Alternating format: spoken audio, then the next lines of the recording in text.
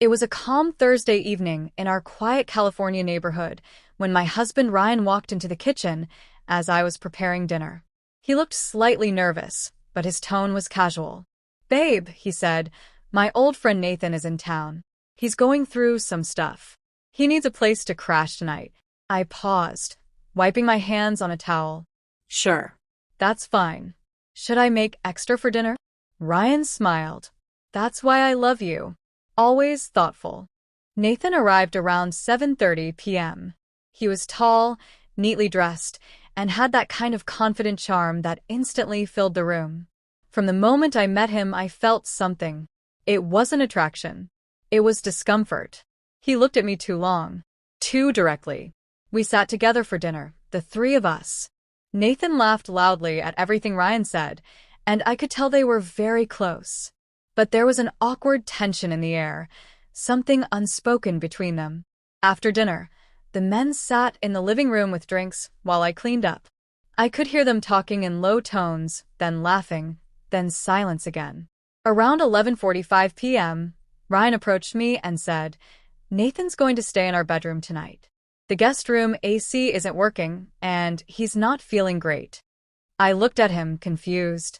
"Where are you sleeping?" "With him. He's my best friend. It's no big deal. You take the guest room for the night." Something about the situation felt wrong, but I didn't want to argue. I nodded silently and walked into the guest room. But I couldn't sleep. My heart was racing, and my thoughts were clouded with anxiety. It wasn't jealousy. It was dread. Something deep inside told me something wasn't right.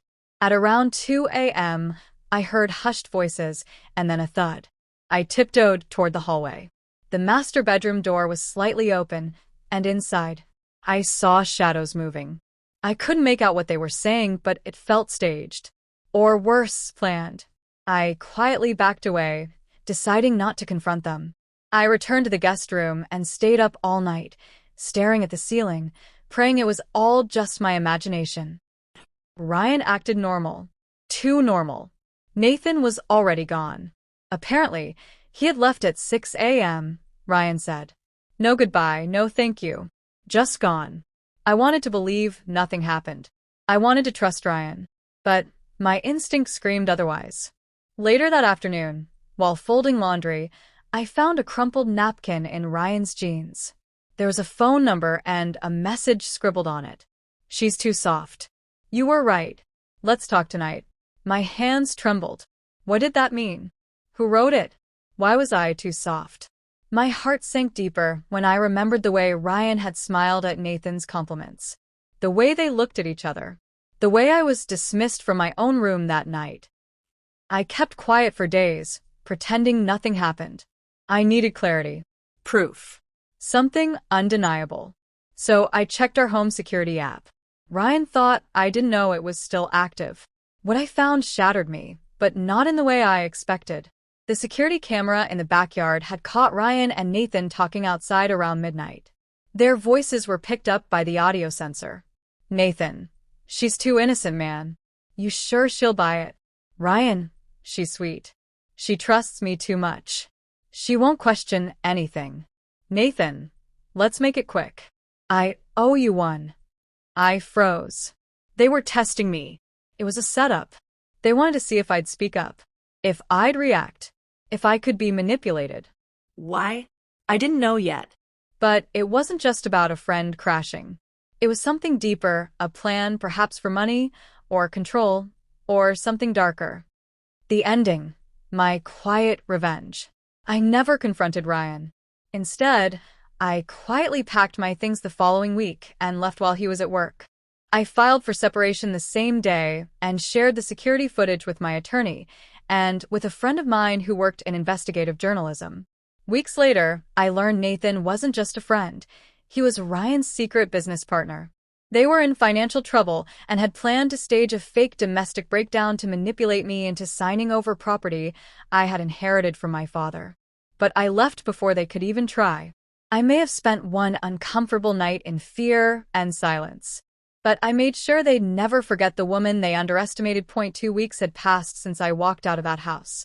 Since I left behind the lies, the fear, and the man I once called my husband. I was living with my friend Tara, who welcomed me without question.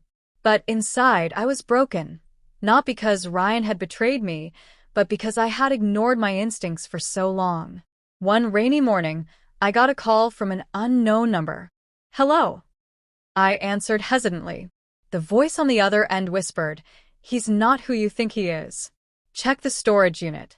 He's hiding something." The line disconnected before I could respond.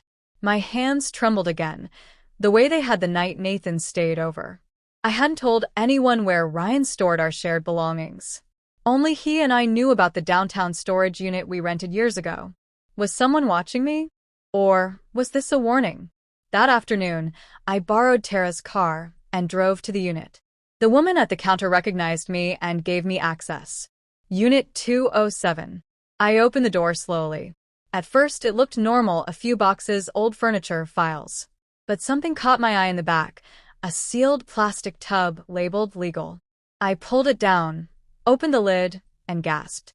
Inside were documents, forged signatures, fake property transfer deeds, old emails printed and edited with my name on them. And a notebook. Ryan's handwriting.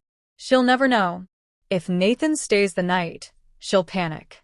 She always doubts herself. That's when we make her sign. When she feels safest." I nearly dropped the notebook. This wasn't just betrayal. It was premeditated manipulation.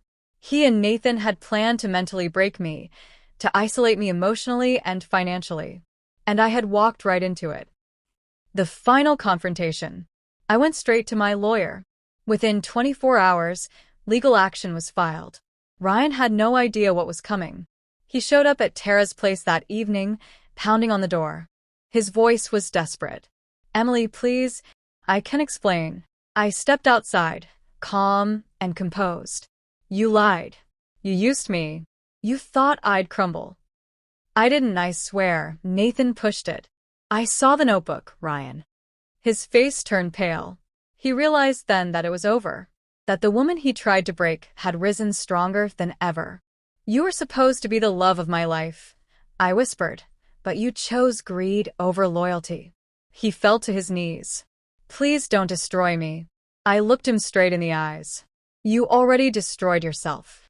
Ryan and Nathan's business was exposed.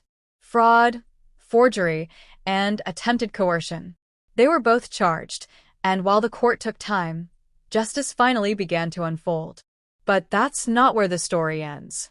Because just as I thought the chapter was closed, I received a message from Nathan's ex-girlfriend, the one he'd supposedly had a fight with. Her message was simple. "They've done this before.